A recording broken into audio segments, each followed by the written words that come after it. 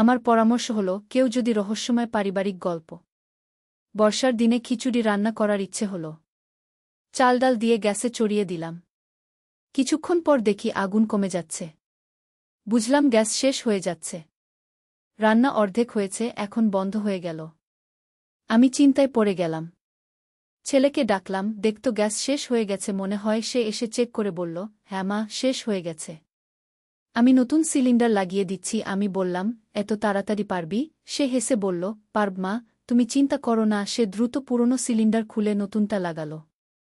আগুন জ্বালিয়ে দিয়ে বলল, দেখো মা, আবার জ্বলে উঠল। আমি খুশি হয়ে বললাম, বাহ, তুমি তো দারুণ কাজ করলে। সে গ্যাসের নীল শিখার দিকে তাকিয়ে বলল, মা, এই আগুনের মতোই আমার মনেও একটা আগুন জ্বলছে। আমি জিজ্ঞেস করলাম, কোনো আগুন? সে আমার চোখের দিকে তাকিয়ে বলল, তোমার ভালোবাসার আগুন। মা, আমি তোমাকে ভালোবাসি। আমাদের জীবনেও এভাবে নতুন করে শুরু করি। খিচুড়ির হাঁড়ি ফুটছিল, আমার হৃদয়ও ফুটছিল। সে আরও বলল, তুমি আমার স্ত্রী হয়ে যাও, আমরা নতুন সংসার করি। বিয়ে করো আমাকে। এই গল্পটি সম্পূর্ণ শুনলে আপনাদের পানি অটোমেটিক বের হয়ে যাবে, যত দ্রুত সম্ভব হাতের কাছে টিস্যু নিয়ে বসে পড়ো। বিছানার চাদর যেন নষ্ট না হয় সেটা সম্পূর্ণ খেয়াল রাখার অনুরোধ জানিয়ে গল্পটি এখন শুরু করব। তার আগের সর্বশেষ অনুরোধ, দয়া করে এমন পানি বের করার গল্প নিয়মিত শুনতে আমাদের চ্যানেলটি সকলেই সাবস্ক্রাইব করুন। ধন্যবাদ। হ্যালো বন্ধুরা, আমার নাম শ্রেয়া দেবী। আমার বয়স ৩৯ বছর। আমার স্বামীর নাম রাহুল দেবী, বয়স ৪২ বছর। আমাদের ২ সন্তান, সুমিত আর রিয়া। সুমিত ২১ বছর বয়সী, ইউনিভার্সিটিতে পড়ে। রিয়া ১৪ বছর বয়সী, হাই স্কুলে যায়। গল্পটি শুরু করার আগে বলে রাখি, এই ঘটনাটি আমার সাথে ঠিক ৩ মাস আগে ঘটেছিল। তখনও আমি বুঝতে পারিনি যে আমার জীবনে এত বড় একটা রহস্য লুকিয়ে আছে। সেদিন ছিল শনিবার। বৃষ্টি হচ্ছিল অনেকক্ষণ ধরে। বাইরে যাওয়ার কোনো উপায় নেই। স্বামী রাহুল অফিসে গেছে।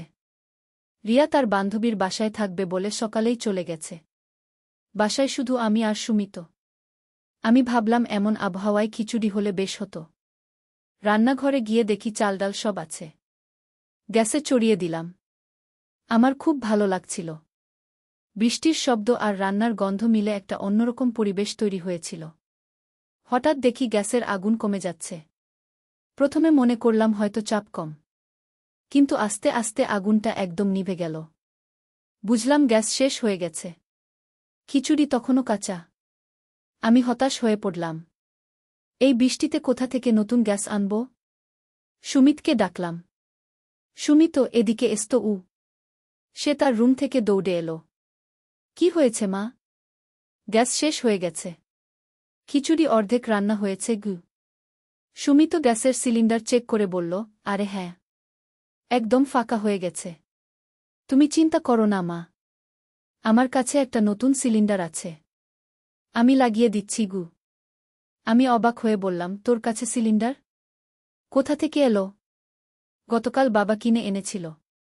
বলেছিল জরুরি প্রয়োজনের জন্য রেখে দিতে। সে হাসতে হাসতে বলল।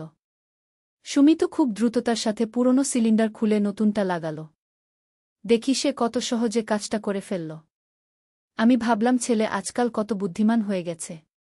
আগুন জ্বালিয়ে দিয়ে সুমিত বলল, দেখো মা, আবার নীল শিখা জ্বলে উঠেছে। আমি খুশি হয়ে গিয়ে বললাম, বাহ সুমিত, তুমি তো দারুণ কাজ করলে। আমি তো ভেবেছিলাম আজ আর খিচুড়ি খাওয়া হবে না। সুমিত আগুনের দিকে তাকিয়ে থাকল কয়েক মিনিট। তারপর আমার দিকে তাকিয়ে বলল, মা, এই আগুনের মতো আমার মনেও একটা আগুন জ্বলছে। আমি কৌতূহলী হয়ে জিজ্ঞেস করলাম, কোনো আগুন বাবা? সুমিত একটু লজ্জা পেয়ে বলল, মা, তোমার জন্য আমার মনে একটা ভালোবাসার আগুন জ্বলে। তুমি আমার সবচেয়ে প্রিয় মানুষ। আমি চাই আমাদের সম্পর্কটা আরও গভীর হোক। আমার হৃদয় ভরে গেল। আমি বললাম, আমিও তোমাকে খুব ভালোবাসি সুমিত। সে আরও কাছে এসে বলল, মা, আমি চাই তুমি আমার স্ত্রী হয়ে যাও। আমরা একসাথে নতুন জীবন শুরু করি। আমি একটু অবাক হলাম। এ কি বলছিস তুই? মা, আমি সিরিয়াস। তুমি আমাকে বিয়ে করো। আমরা একসাথে সুখের সংসার করব। তখন আমার মনে হলো ছেলে হয়তো কোনো কারণে মানসিক চাপে আছে। আমি তার কপালে হাত রাখলাম। সুমিত, তোর কি হয়েছে? তোর জ্বর আছে নাকি? সে আমার হাত সরিয়ে দিয়ে বলল, আমার কিছু হয়নি মা, আমি ঠিক আছি। শুধু আমার মনের কথা বলেছি গু। আমি বুঝলাম যে সুমিত হয়তো কোনো মানসিক সমস্যায় ভুগছে। আমি ভাবলাম তাকে একটু স্বাভাবিক রাখতে হবে। ঠিক আছে সুমিত, এখন তুই গিয়ে বিশ্রাম নে। আমি খিচুড়ি রেডি করে নিচ্ছি গু। সে একটু হতাশ হয়ে নিজের রুমে চলে গেল। আমি রান্না করতে থাকলাম, কিন্তু মনটা খুব অস্থির লাগছিল। দুপুরে খাওয়ার সময় সুমিত আবার সেই একই কথা বলতে শুরু করল। আমি বুঝলাম এটা কোনো সাধারণ বিষয় না, তাকে ডাক্তার দেখাতে হবে। সুমিত, তুই কি কোনো মানসিক চাপ অনুভব করছিস? না মা, আমি একদম ঠিক আছি। শুধু আমার সত্যিকারের অনুভূতি তোমাকে জানাচ্ছি গি। আমি বুঝলাম এটা একটা মানসিক সমস্যা। সুমিত হয়তো অডিপাস কমপ্লেক্সে ভুগছে। এটা একটা মানসিক রোগ যেটায় ছেলেরা তাদের মায়ের প্রতি অস্বাভাবিক আকর্ষণ অনুভব করে। বিকেলে রাহুল অফিস থেকে ফিরল। আমি তাকে সব বিষয়টা খুলে বললাম। রাহুল প্রথমে বিশ্বাস করতে পারল না। তুমি নিশ্চিত সুমিত এরকম কথা বলেছে? হ্যাঁ, আমি নিজের কানে শুনেছি গু। রাহুল সুমিতকে ডেকে কথা বলল। সুমিত তার বাবার কাছেও একই কথা বলল। তখন রাহুল বুঝল ব্যাপারটা সিরিয়াস। আমাদের সুমিতকে একজন মনোবিদের কাছে নিয়ে যেতে হবে গু। পরের দিন আমরা সুমিতকে নিয়ে ডাক্তারের কাছে গেলাম। ডাক্তার অনেক প্রশ্ন করল। পরীক্ষা নিরীক্ষার পর জানাল যে সুমিত সত্যিই অডিপাস কমপ্লেক্সে ভুগছে। এটা একটা মানসিক রোগ। কাউন্সেলিং আর ওষুধের মাধ্যমে এটা সারানো যায়, তবে সময় লাগবে গু। আমরা ডাক্তারের পরামর্শ অনুযায়ী চিকিৎসা শুরু করলাম।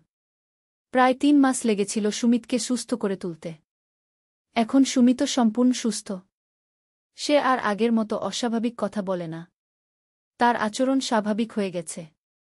এমনকি সে একটা মেয়ের সাথে প্রেমের সম্পর্কেও জড়িয়ে পড়েছে, যেটা খুবই স্বাভাবিক। ডাক্তার বলেছিল এই ধরনের মানসিক সমস্যা অনেক যুবকদের হয়ে থাকে। সময়মতো চিকিৎসা করালে এটা পুরোপুরি সেরে যায়। সেই দিনের ঘটনাটা এখন আমাদের কাছে একটা দুঃখজনক স্মৃতি হয়ে আছে। কিন্তু আমি খুশি যে আমরা সময়মতো পদক্ষেপ নিয়েছিলাম। মানসিক স্বাস্থ্য নিয়ে আমাদের সবার সচেতন থাকা উচিত। কোনো পরিবারের সদস্য অস্বাভাবিক আচরণ করলে তাকে বিচার না করে বরং সাহায্য করা উচিত। এই ঘটনার পর আমি অনেক পড়াশোনা করেছি মানসিক স্বাস্থ্য নিয়ে। জেনেছি যে অনেক ধরনের মানসিক সমস্যা আছে যেগুলো চিকিৎসার মাধ্যমে ভালো হয়ে যায়। আমার পরামর্শ হল, কেউ যদি এরকম অস্বাভাবিক আচরণ করে তাহলে তাকে একা রেখে না দিয়ে ডাক্তারের কাছে নিয়ে যান। মানসিক রোগ লজ্জার কিছু নয়। এটাও অন্যান্য রোগের মতোই চিকিৎসাযোগ্য। আমি জানি অনেক পরিবার আছে যারা এই ধরনের সমস্যার মুখোমুখি হয়। তাদের কাছে আমার পরামর্শ হচ্ছে, ধৈর্য হারাবেন না। সঠিক চিকিৎসা পেলে রোগী অবশ্যই সুস্থ হয়ে উঠবে। মানসিক স্বাস্থ্য বিশেষজ্ঞদের মতে যৌন মানসিকতার বিকৃতি বিভিন্ন কারণে হতে পারে। হরমোনের ভারসাম্যহীনতা, শৈশবকালীন ট্রমা, সামাজিক চাপ, এসব কিছুই এর জন্য দায়ী হতে পারে। সুমিতের ক্ষেত্রে ডাক্তার বলেছিল যে তার হরমোনের একটা সমস্যা ছিল। সেটার চিকিৎসা করার পর তার মানসিক অবস্থা স্বাভাবিক হয়ে গেছে। আমি এখন বিভিন্ন মানসিক স্বাস্থ্য সংস্থার সাথে কাজ করি। আমার কাজ হচ্ছে এমন পরিবারগুলোকে সাহায্য করা যারা আমাদের মতো সমস্যার মুখোমুখি হয়। গত বছর একটি পরিবারের সাথে দেখা হয়েছিল। তাদের ২২ বছরের ছেলে তার মায়ের সাথে অনুরূপ আচরণ করছিল। পরিবারটি অনেক বিপর্যস্ত ছিল। আমি তাদের আমার অভিজ্ঞতার কথা বলেছিলাম। তাদের সাহস দিয়েছিলাম।